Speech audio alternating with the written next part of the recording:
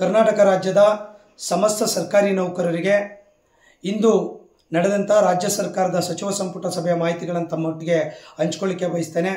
ಬಲ್ಲ ಮೂಲಗಳು ಮತ್ತು ಕೆಲವರು ಹೇಳಿರುವಂಥ ಮಾಹಿತಿಗಳ ಪ್ರಕಾರ ಇಂದು ನಡೆದಂಥ ಸಚಿವ ಸಂಪುಟ ಸಭೆಯಲ್ಲಿ ರಾಜ್ಯ 7ನೇ ವೇತನ ಆಯೋಗ ಶಿಫಾರಸು ಮಾಡಿರುವಂಥ 27.50% ವೇತನ ನಿಗದಿಗೆ ರಾಜ್ಯ ಸರ್ಕಾರ ಅನುಮೋದನೆ ನೀಡಿದೆ ಎಂಬತಕ್ಕಂಥ ಮಾಹಿತಿ ಸಿಕ್ಕಿದೆ. ಹಾಗೆಯೇ 1/7/2022ರಿಂದ ಕಾಲ್ಪನಿಕವಾಗಿ ವೇತನವನ್ನು ನಿಗದಿಪಡಿಸಲು ಸಹ ಇಂದಿನ ಸಚಿವ ಸಂಪುಟ ಅನುಮೋದನೆ ನೀಡಿದೆ ಎಂಬತಕ್ಕಂಥ ಮಾಹಿತಿ ಸಿಕ್ಕಿದೆ.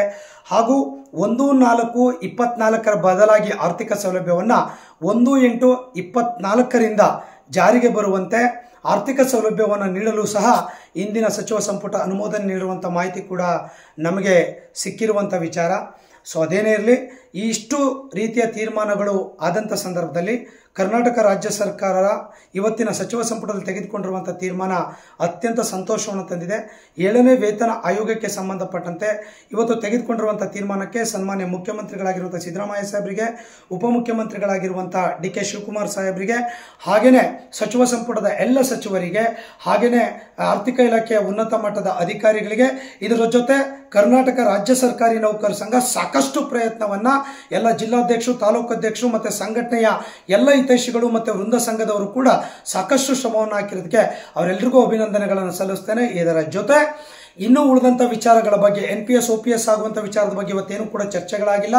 ಹಾಗೆ ರಾಜ್ಯದ ಆರೋಗ್ಯ ಯೋಜನೆ ನೌಕರಿಗೆ ಸಂಬಂಧಪಟ್ಟಂತೆ ಯಾವುದೇ ತೀರ್ಮಾನಗಳು ಇವತ್ತಿನ ಸಭೆಯಲ್ಲಿ ಆಗಿಲ್ಲ.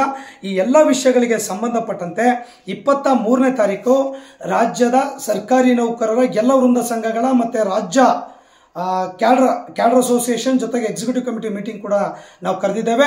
ಅವತ್ತಿನ ಸಭೆಯಲ್ಲಿ ಸ್ಪಷ್ಟವಾಗಿರುವಂಥ ತೀರ್ಮಾನವನ್ನು ಕೂಡ ಮುಂದೆ ಯಾವ ಹೆಜ್ಜೆಗಳನ್ನು ಇಡಬೇಕು ಅನ್ನುವಂಥ ತೀರ್ಮಾನವನ್ನು ಕೂಡ ನಾವು ಮಾಡೋರಿದ್ದೇವೆ ಎಂಬತಕ್ಕಂಥ ಮಾಹಿತಿಯನ್ನು ಕೂಡ ಈ ಸಂದರ್ಭದಲ್ಲಿ ನಾನು ತಮ್ಮೊಟ್ಟಿಗೆ ಹೇಳ್ಕೊಳ್ತಾ, ಇವತ್ತು 7ನೇ ವೇತನ ಆಯೋಗದ ಬಗ್ಗೆ ಒಂದು 4 ತಿಂಗಳು ನಮಗೆ ಅರಿಯರ್ ಸಿಕ್ತಿಲ್ಲ ಅನ್ನುವಂಥದ್ದು ಬಿಟ್ಟರೆ ಇವತ್ತಿನ ತೀರ್ಮಾನ ಒಂದಿಷ್ಟು ನೌಕರಿಗೆ ಅನುಕೂಲ ಆಗಿದೆ.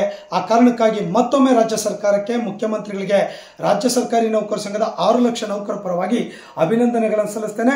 ಮುಂದಿನ ತೀರ್ಮಾನಗಳನ್ನು 23ನೇ ತಾರೀಕು ನಿಮ್ಮೊಟ್ಟಿಗೆ ಎಲ್ಲರ ಜೊತೆ ಕೂತ್ಕೊಂಡು ಚರ್ಚೆಗಳನ್ನು ಮಾಡಿ ಮುಂದೆ ಏನು ನಿರ್ಧಾರಗಳನ್ನು NPS ಬಗ್ಗೆ ಇರ್ಬೋದು, ಆರೋಗ್ಯ ಯೋಜನೆ ಬಗ್ಗೆ ಮುಂದೊಳ್ಳೆ ತೀರ್ಮಾನಗಳನ್ನು ನಾವು ತೆಗೆದುಕೊಳ್ಳಬೇಕಾಗ್ತದೆ ಅಂತಕ್ಕಂಥ ಅಂಶವನ್ನು ತಮ್ಮೊಟ್ಟಿಗೆ ಹಂಚಿಕೊಳ್ತಾ ಇವತ್ತಿನ ಸಚಿವ ಸಂಪುಟದ ನಿರ್ಧಾರಕ್ಕೆ ನಾನು ಮತ್ತೊಮ್ಮೆ ತಮಗೆ ಧನ್ಯವಾದಗಳನ್ನು ಸಲ್ಲಿಸ್ತೇನೆ. ನಮಸ್ಕಾರ.